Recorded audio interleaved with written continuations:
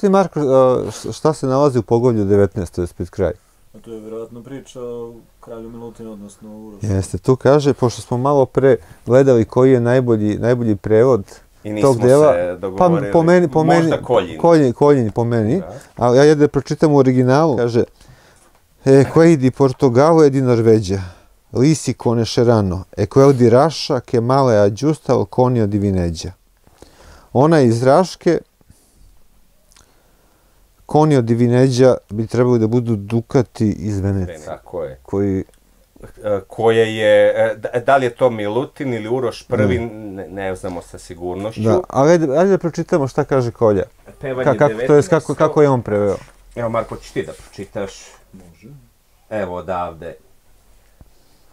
Eto, kralj Portugala i Norveške, prepoznaće se i ona iz Raške, što mletaka klet kova novce teški. Dakle, Dante je čuo za Rašku, za Srbiju, za Srbe na ovaj ili onaj način, mada ovo nije pohvalno pominjenje, jako je u raju, ali bar ga nije smestio u pakao. Nije ga smestio u pakao. Pominje ga u raju, ali u negativnom kontekstu kao krivotvoritelja novca, ali recimo ima u paklu baš oni koji su krivotvoritelji i tu ga nije spomenuo. Možda je za njega saznao kasnije. Jel postoji istorijski podaci neki da je... Pa, koliko da su Nemanjići kovali... Oni su kovali novac koji liči na Venecijanski. Dobro, to je normalno.